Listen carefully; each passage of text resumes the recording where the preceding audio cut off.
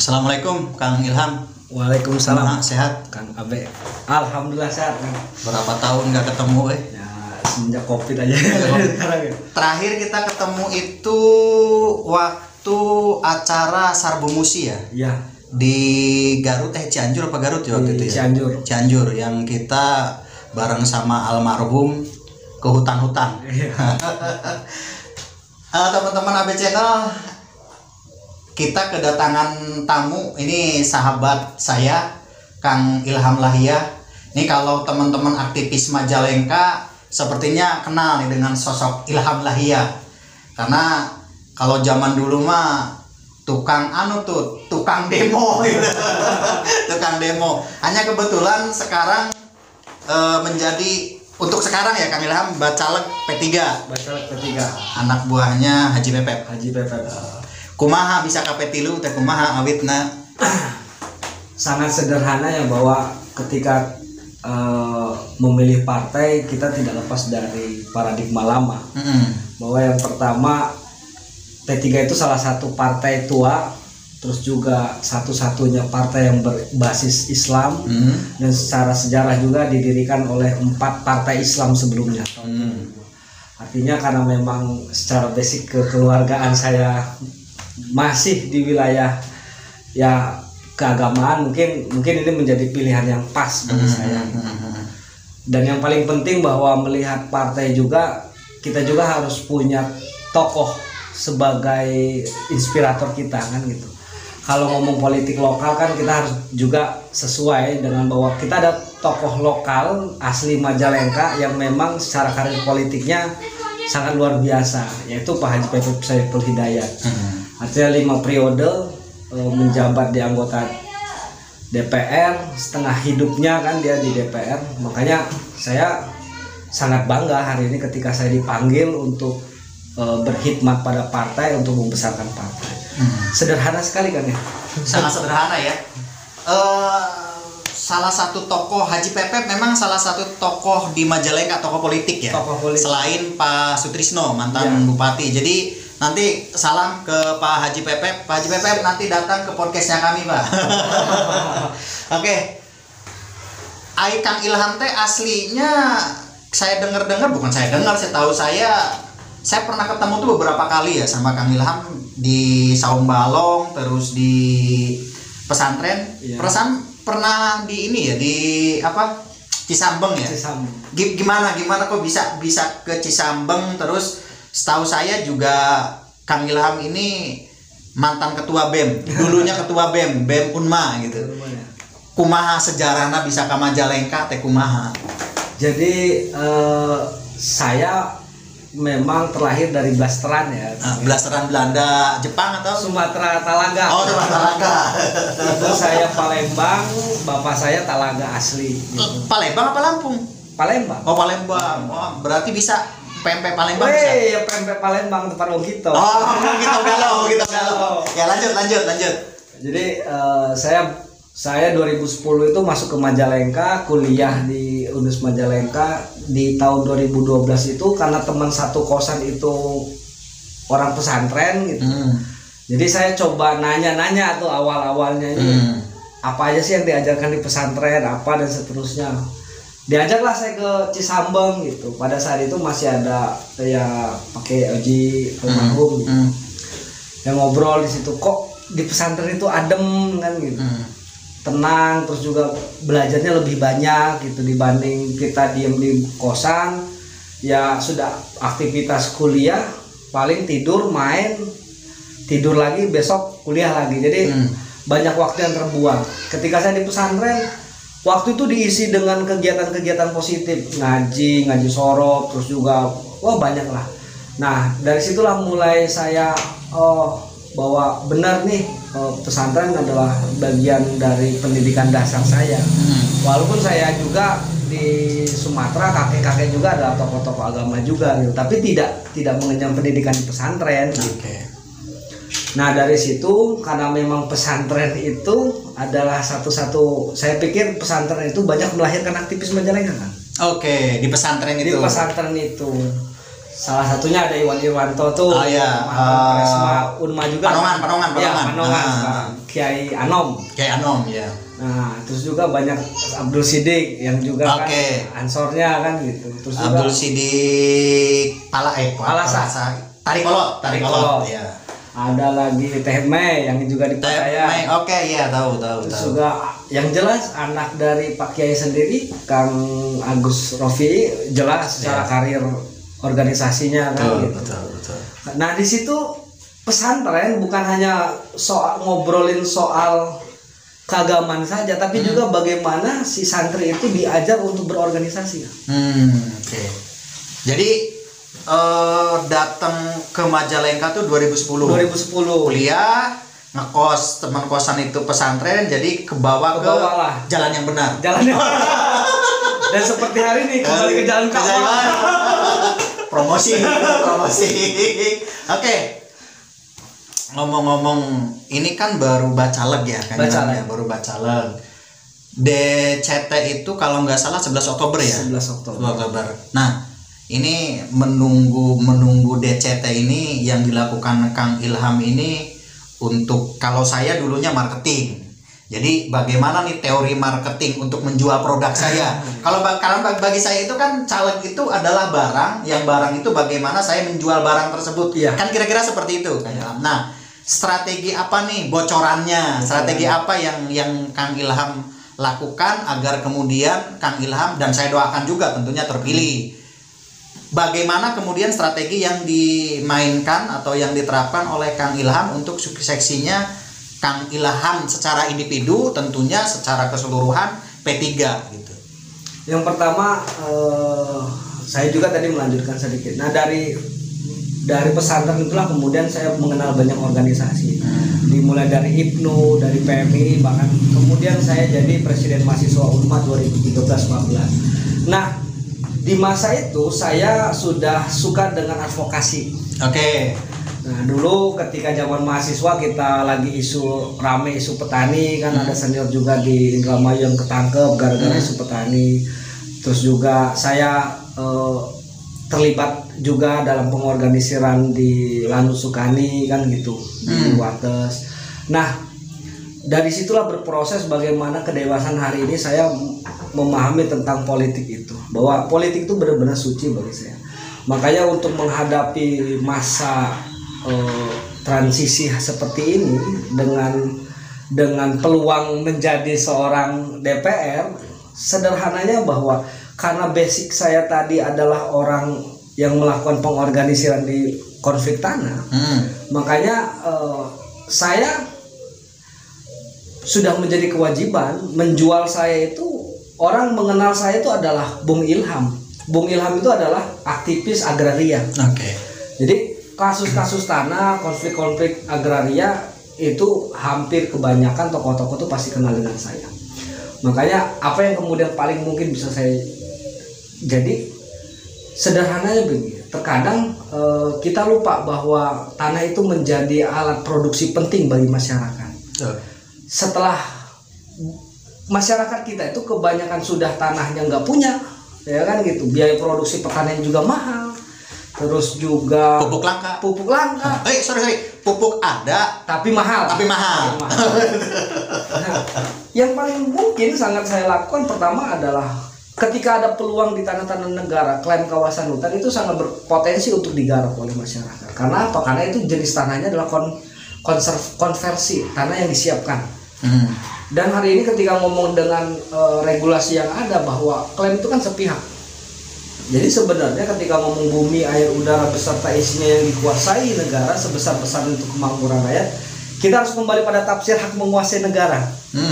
Nah, hak menguasai negara di sini yang kemungkinan yang harus paling betul dilakukan adalah dikelola secara aktif dan mandiri, diduduki, dikuasai sehingga menjadi kehidupan dan keberlanjutan. Ketika tanah itu sudah menjadi produksi, yang menjadi persoalan lain adalah permodalan.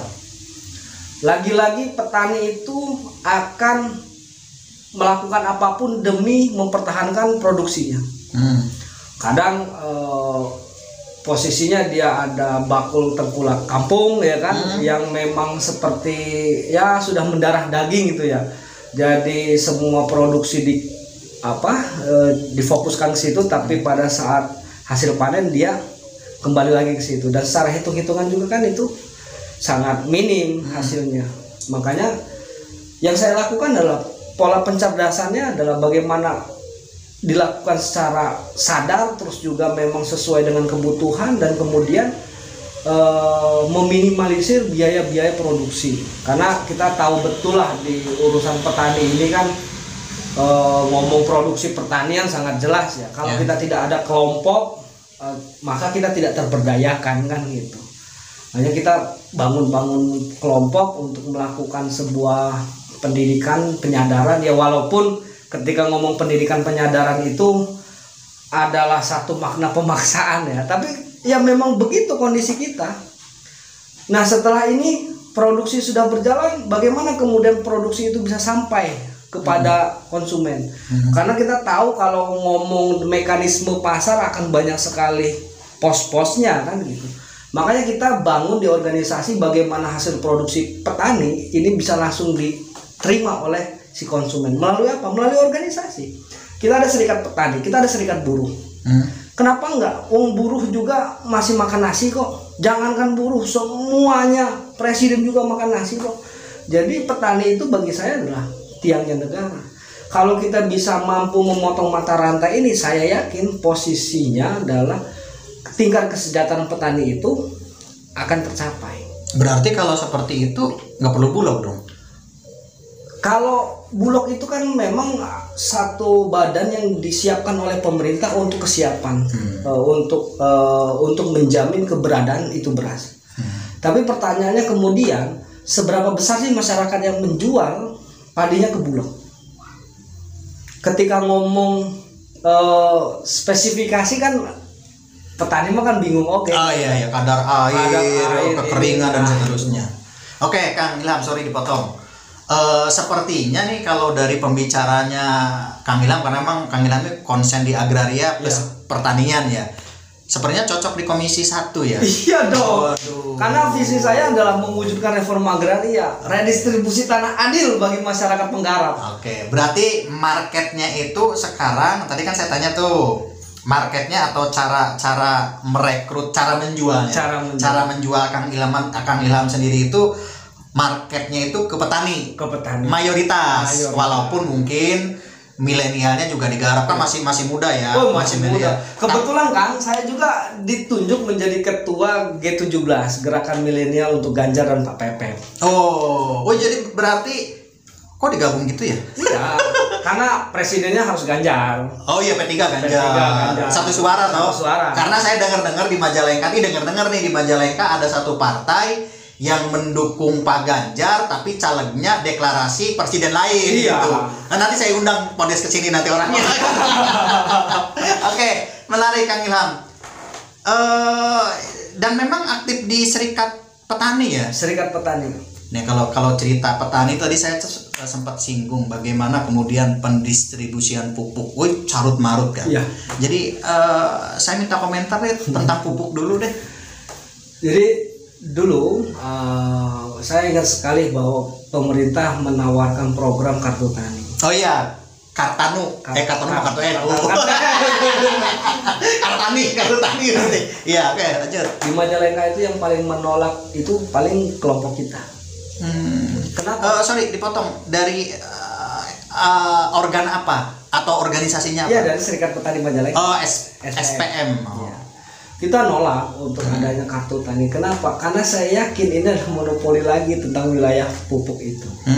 Bayangkan saja, masyarakat itu harus mendaftarkan dirinya dengan luasan jumlah garapan. Betul. Pertanyaannya kemudian ketika mereka garapnya adalah garap sewa, siapa kemudian yang akan memanfaatkan pupuk itu? Apalagi petani kita adalah petani gurem, petani yang tidak memiliki tanah, yang membuka lahan baru untuk persawahan. Itu kan sudah sangat sulit mendapatkan pupuk. Dan pertanyaannya, dan hari ini kenyataannya bahwa pupuk yang disubsidi itu tidak sesuai dengan kebutuhan si petani itu. Saya tidak tahu apakah ini kesalahan dari penginputan RDKK ataukah memang ada sistem yang tidak benar, saya tidak tahu. Tapi saya yakin bahwa kalau urusannya untuk urusan pasar pasti urusannya adalah monopoli kehidupan. Makanya kita lagi-lagi kepada petani kita mengajak bahwa kita coba dengan organik. Ya walaupun sadar organik itu tidak akan cepat seperti kimia ya.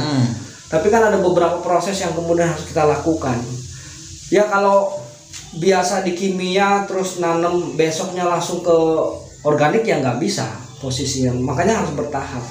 Nah itu yang terus kita lakukan Jadi pola kampanye saya karena memang saya punya basis pengorganisiran sendiri, kita hanya memperkuat masyarakat kita saja untuk menyebarluaskan apa sih sebenarnya misi kita ke depannya. Berarti apa nih yang perlu kalau boleh mengevaluasi kaitan dengan menurut saya nih kalau bahasa saya carut marutnya pendistribusian pupuk. Kenapa saya bilang carut marut? Karena gini Kang Ilham, pupuk subsidi ada, tetapi kan pupuk itu ada urea ada poska setahu saya. Jadi dua-duanya tuh kadang-kadang poska ada, urea nggak ada, kadang-kadang ureanya ada, kadang-kadang poskanya nggak ada, kebalik-balik gitu loh. Jadi tapi tadi saya sedikit meluruskan ya, saya dapat informasi bahwa kaitan dengan petani penggarap ini, kalau di saya nih di Kedung Kencana itu si penggarap katakanlah penyewa itu boleh pinjam SPT-nya. SPT-nya terus dia didaftarin tuh, nggak tahu mekanisme seperti apa, tapi dia dapat jatah pupuk yang dia kelola lahannya gitu. Ya pertanyaannya kan begitu, emang sewa bisa bertahan berapa tahun sih? Oke. Nah, apalagi kita sadar bahwa Majalengka itu sedang menggebu-gebunya menjadi wilayah kota. Kan pertanyaan kemudian akan banyak terkikis tuh wilayah pertanian. Nah, memang posisinya adalah jaminan untuk mendapatkan subsidi pupuk itu adalah SPPT. Tapi kita harus sadar dong, kepemilikan tanah hari ini itu 0,1% dimiliki oleh masyarakat. Sisanya siapa? Korporasi. Nasional? Secara nasional gitu. Apalagi kalau ngomong Majalengka, kita hitung saja berapa jumlah kawasan yang wilayahnya yang tidak bisa dimasuki oleh masyarakat. Artinya klaim perkebunan, ada klaim kawasan hutan. Itu kan Majalengka dengan situasi geografisnya, ada pegunungan, ada ini kan sangat berpotensi sekali untuk memonopoli itu. Makanya kalau saya sadar bahwa pupuk itu, saya ingin katakan begini, perbaiki betul tentang penghasilan kebutuhan si petani. Karena itu jelas dari negara untuk rakyat, dari pemerintah untuk rakyat. Makanya lagi-lagi kan 1 hektar hanya dapat 3 kintal, itu kan tidak mencukupi kebutuhan produksi. Makanya udah kita terbuka aja lah, sebenarnya pupuk dipakai mana sih kalau bukan untuk kebutuhan korporasi yang harusnya tidak subsidi menjadi subsidi. Ya. Oke, ini agak melebar jauh nih ke pupuk ya. Balik lagi ke pencalegan Kang Ilham. Masuk struktural pengurus saya sampai hari ini belum gitu. Kalau ketuanya kan Kang Fajar ya. Fajar. Ketuanya. Oke, ketua DPC maksudnya. Ketua DPC. Nah, Kang, P3 tadi sudah dijawab ya alasannya karena salah satunya adalah figur ketokohan. Iya. Ada alasan lain? Alasan lain, saya pikir ketika urusan pemilu, urusan adalah keberpihakan dan peluang. Oke. Sepede apa? Ini peluang nih. Dapil 2 ya. Berarti Kertajati, Jati 7, Majalengka, Jatiwangi toh? Tidak Majalengka. Oh, sorry. 4 kecamatan. Jatiwangi, Jati 7, Kertajati, Ligung. Sorry. Nah, ada setahu saya, koreksi kalau saya salah. Itu P3 itu ada 2 kursi di luar apa? Kang Ilham. Ada 2 bacalek juga yang sepertinya cukup punya ketokohan di Kecamatan Ligung. Pak Kubu Otoy sama Pak Kubu Dari. Beliau senior saya juga sebenarnya. Nah, ditambah Kang Ilham nih, seberapa pede kan? Hari ini kita sadar bahwa demokrasi kita diisi oleh kaum milenial. Oke. Ini menjadi peluang penting kita sadari, dan lagi-lagi ketika ngomong tentang dulu saya ketika mahasiswa ke demo di gedung DPR, saya ngomong sudah saatnya kaum muda. Nah kan gitu. Artinya ketika ngomong pede, ucapan saya saat itu hari ini menjadi doa gitu loh. Oh iya, saya setuju itu. Makanya ketika ngomong pemilih pemula, kita lihat ada 46% pemilih pemula. Senasional atau punya data Majalengka? Oh enggak, kalau senasional itu hampir 50% ya. Oh, 46% itu pemilih pemula Kabupaten Majalengka. Oke. Nah, artinya dia hampir setengahnya. Hampir setengah. Milenial apa Gadget. Wah, itu paling murah kan tuh, mereka susah diatur tuh, mesti betul-betul. Nah, inilah ketika saya ngomong tentang politik itu suci, ini proses saya penghormatan itu di sini. Oke. Karena mengajak kaum gadget ini untuk berdiskusi sedikit, yang minimal mengurangi waktu main gadget ya luar biasa gitu. Mereka tuh menghabiskan gadget itu bukan sebentar kok, berjam-jam. Betul. Tapi kalau kita tawarkan ide dan gagasan dengan permainan-permainan yang untuk membangun teamwork dan seterusnya, saya yakin lah mereka itu ya walaupun memang kalau ngomong tentang pemilih, orang tua lebih sadar dengan kepentingannya, pragmatisnya lebih tinggi kan gitu. Ketika pragmatisnya selesai juga urusan gitu. Tapi apakah mau seperti ini terus generasi kita? Kita sadarkan bahwa di zaman saya mahasiswa dulu, aksi itu hampir setiap hari, hampir setiap minggu tuh ada. Tapi hari ini ada, tapi tidak ada. Artinya ada aksi jalanan segala macam.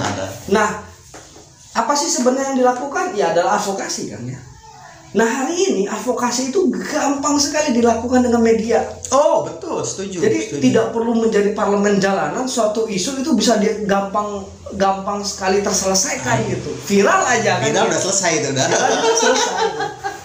Memang ada peluang, pasti ada tantangan kan ya. Makanya inilah saya juga sangat bersyukur ketika saya dipilih menjadi ketua Gerakan Milenial Majalengka untuk Ganjar dan Sobat Pepek, Pak Pepek. Oh, ini ada peluang dan ada tantangan. Kang, kita harus ingat bahwa beberapa tahun lalu ketika gerakan STM begitu masifnya menolak RUU kan. Dan mereka itu hari ini adalah yang sudah keluar dari sekolah loh kan. Betul. Iya kan? Pemilih pemula gadget itu. Artinya dia ada waktu di mana dia merasa sebuah perjuangan terhadap inginnya sebuah perubahan di bangsa kita. Itu yang membuat saya pede kan. Oke, berarti kalau saya bisa simpulkan, marketnya Kang Ilham itu petani dan Genjet ya. Oke, Genjet ini gini kan. Ini kebetulan tadi malam saya lihat Gibran, wali kota Solo. Jadi saya baru sadar bahwa tidak ada wali kota yang foto profilnya itu nyeleneh. Coba boleh dicek tuh Gibran.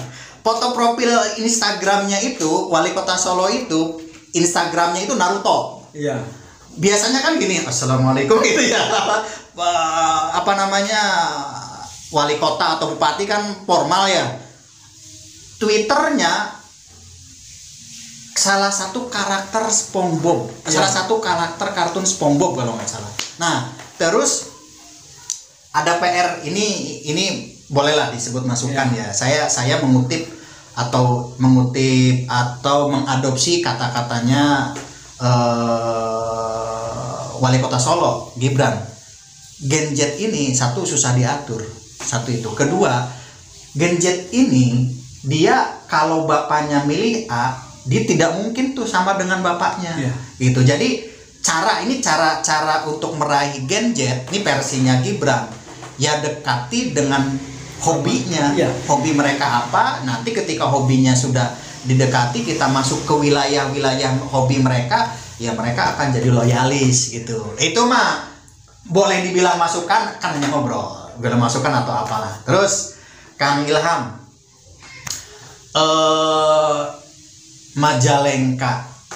Majalengka itu ada penambahan kursi kah? Atau tetap 50 kursi? 50 kursi. Tetap ya, nggak nambah ya, padahal kan APBD-nya nambah. Tahu aja kalau.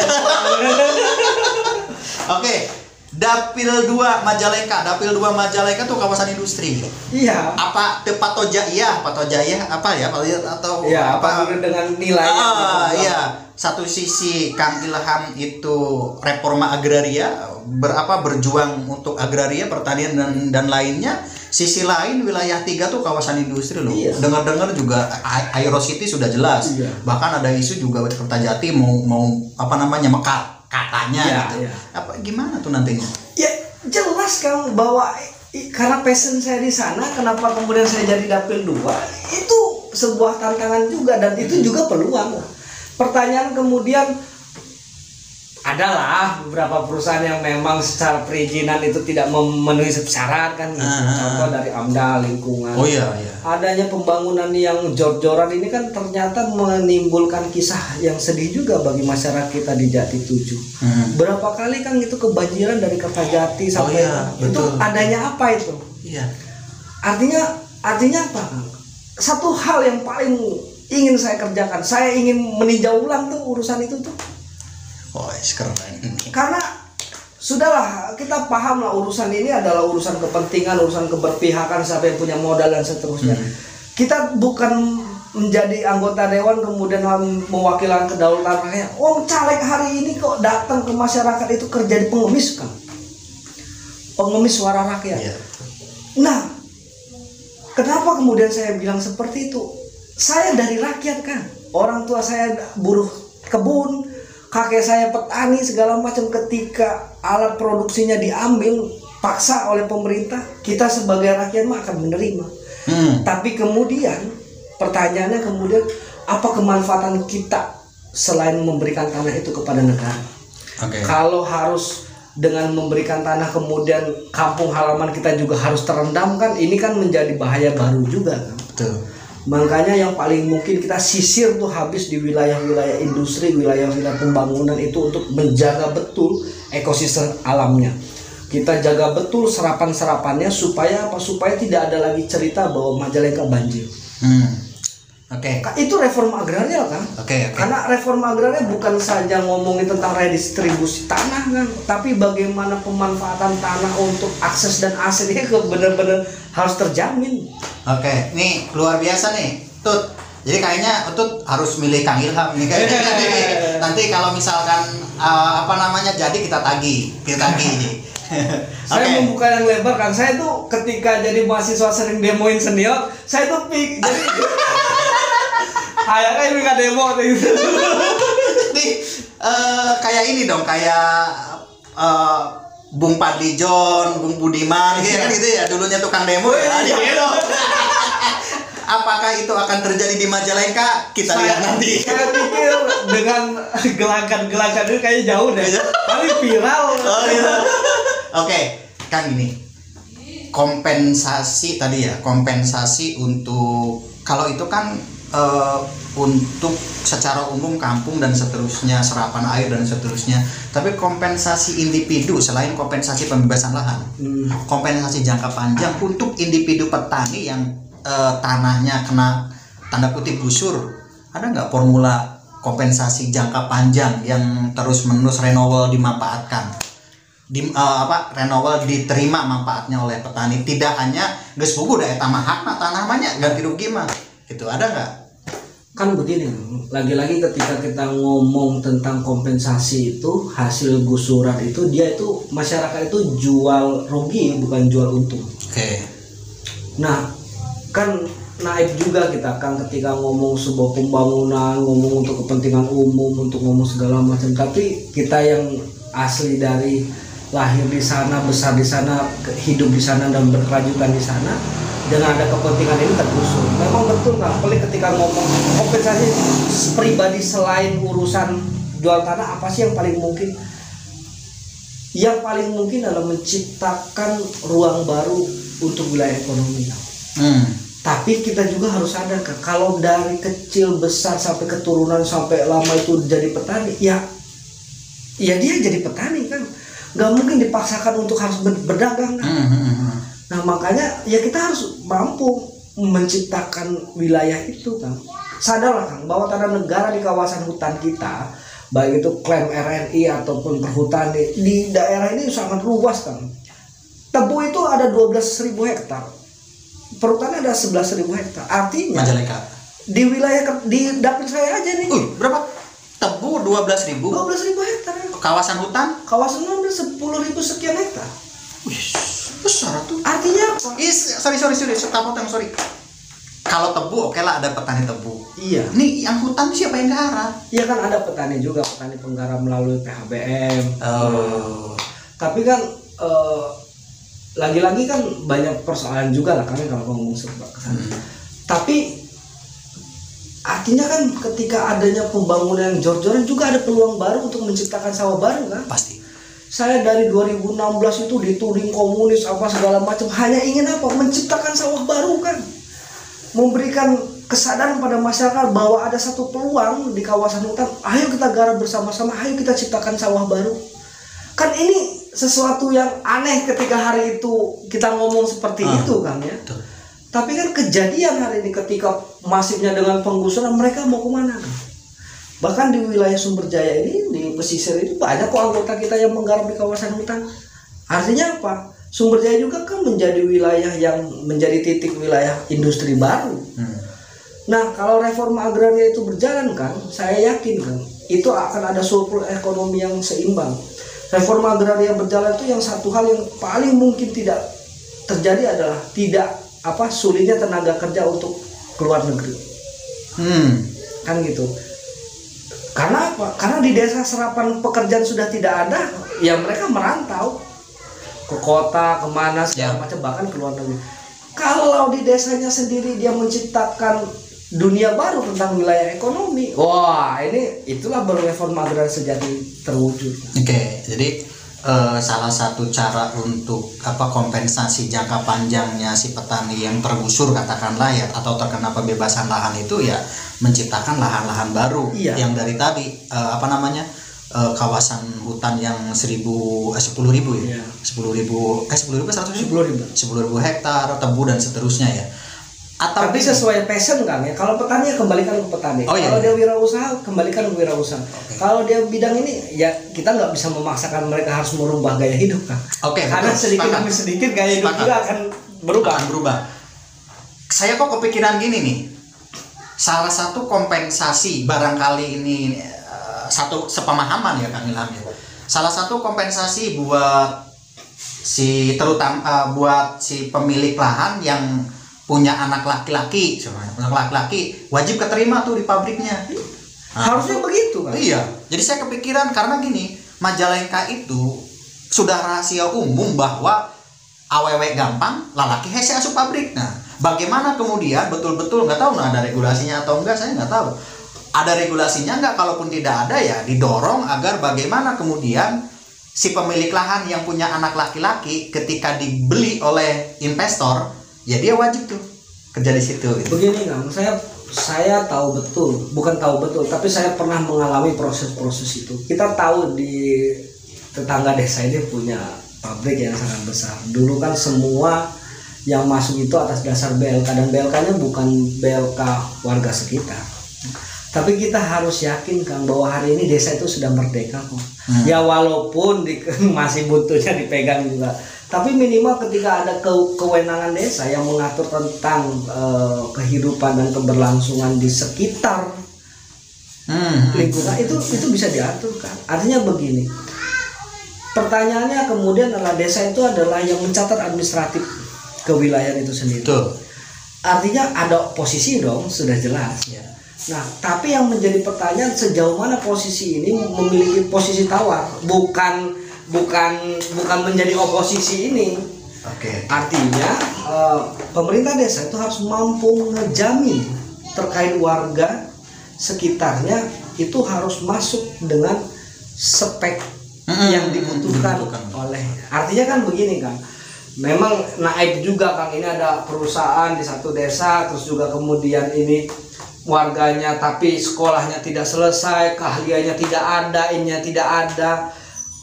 Pemerintah desa punya kerjasama pun ya ini tidak masuk speknya, mau gimana? Itu ujuk-ujuk masuk kan gitu. Nah artinya kan banyak hal yang kudu diselesaikan. Yang pertama tadi MOU yang jelas, adil dan merata untuk membangun sebuah kesejahteraan. Yang kedua, penuhi dulu persyaratan kualifikasi itu untuk si warga, karena lagi-lagi kan merasa ya lembur aing gitu, ada nggak bisa juga ya, karena urusan permodal. Iya, jadi berarti kalau kaitan tadi bisa diselesaikan di tataran desa toh, ketika memang komitmennya jelas di awal, iya, ketika proses penggusuran dan seterusnya. Nih jangan sampai hanya sebatas nyaloan baik gitu, ya, kira-kira seperti itu kan terjadi. Saya sepakat bahwa kan banyak nih di sosial media, kita warga Majalengka harus jadi pemain, jangan jadi penonton. Dalam mana bisa naon kan? Iya itu. Kan gitu. Jadi ulah sampai jadi pemain, minta pabriknya harus spesifikasinya A, dianya punyanya C, kan nggak masuk ya, kan gitu, kira-kira seperti itu. Oke Kang, balik lagi ke pencalegan. Tadi optimis ya dengan 2 target tadi, target milenial dan target petani. Nah, terus aktivitas selain pencalegan ini, IO sudah pasti ya, masih jalan ya istri ya. Lagi bisnis apa sekarang? Barangkali pempek Palembang apa gitu. Kita launching lah nanti 2 bulan yang akan datang. Wah, mantap. Karena gini kan, AB Channel itu podcastnya ya, khusus podcastnya. Jadi AB Channel ini memang kalau YouTube-nya itu belum seberapa besar subscribernya, tapi subscribernya website kami 265 ribuan per hari ini. Jadi kami punya program, setiap podcast biasanya di sini ada, bukan sponsor sih, space ini sebenarnya saya sediakan untuk UMKM kan, dan itu free. Beberapa podcast kemarin ada. Nah sekarang karena memang dadakan toh, kemarin kita komunikasi, dan selain itu kita ada running tag-nya. Running tag itu pun free. Itu salah satu komitmennya AB Channel untuk membantu UMKM khususnya Kabupaten Majalengka. Via via banner free ya, tentunya cetak sendiri dong, bukan kita yang cetakan toh. Kirim, nah kita pasang di sini. Terus running tag, kalau running tag kayak tadi Kang Ilham ini mau launching pempek Palembang ya, nanti tinggal buat aja empek Palembang murah tapi nikmat. Nah, hubungi 08 sekian gitu. Jangan aplikasi yang tanda kutip. Iya. Tapi jalannya ada lagi sih. Dikit. Itu mainannya kameramen utut itu mainannya. Oke Kang. Jadi IO masih ya. Terus selain IO apa lagi? Barangkali bisa kerjasama, saya juga masih butuh penghasilan tambahan, kira-kira seperti itu. Jadi saya kan selain jadi aktivis, saya juga harus sadar ya bahwa ekonomi juga penting kan. Bahwa di rumah saya punya wedding organizer, istri make up, saya main dekorasi, tapi di sisi lain saya juga punya perusahaan Redistama. Ini biasanya menggarap di website desa. Sesuka ya pengadaan lah kecil-kecil. Kontraktor pengadaan. Ya saya kan masih kontrak kan, jadi kontrak. Oke. Di sisi lain kan saya juga punya lembaga pendidikan advokasi dan demokrasi ya, yang memang sebenarnya beriringan sekali dengan proses pencalekan, karena tugas kita yang pertama adalah di LAPD ya, LAPD dulu. Tugas kita sama-sama teman-teman ini, karena memang organisasi ini adalah simpulnya para komunitas lokal. Kita itu bercita-cita bahwa kalau aksesibilitas dasar masyarakat itu terpenuhi, itu sudah tidak ada lagi kebodohan, kemiskinan dan segala macam. Makanya kita itu melakukan saya pribadi dalam proses pencalekan ini sebenarnya beriringan betul dengan kerja-kerja lembaga kita gitu. Untuk melakukan pendidikan penyadaran untuk bagaimana kemudian masyarakat bisa mengurus sendiri urusan dasarnya sebagai hak warga negara. Jadi ya marketnya memang jelas kan gitu, terus juga komunikasinya juga ya begitu-begitu aja, jadi sangat beriringan lah gitu dengan hari ini. Oke Kang Ilham, ini nggak kerasa nih hampir 30 menit ya kerja. Enak kalau ngomong sama Kang Ilham tuh kayaknya 2 jam 3 jam itu nggak berasa. terakhir Kang, barangkali ada yang mau disampaikan buat teman-teman atau simpatisan atau apalah namanya, silakan Kang. Monggo. Oke, terima kasih abchannel.id yang sudah mempersilahkan saya untuk mengisi ruang kekosongan transisi politik ya.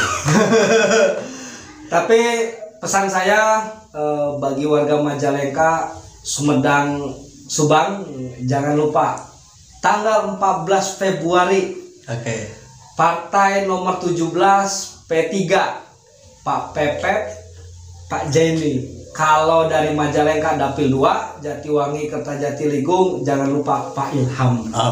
Dan jangan lupa Ganjar. Titipan Pak Pepet sama siapa? Pak Jaini. Pak Jaini undang sini. Oh siap. Ini masih dapilnya. Masih dapil. Kita ngobrol lagi gitu. Baik, terima kasih Kang Ilham atau Damon. Teman-teman, terima kasih.